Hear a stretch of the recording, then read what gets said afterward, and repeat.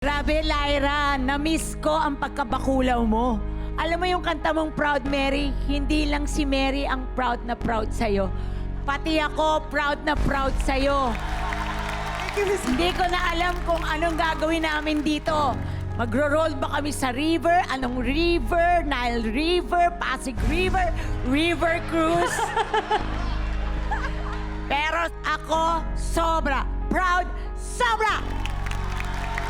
Lyra, grabe, pinakita mo sa lahat ngayon na you're a professional already.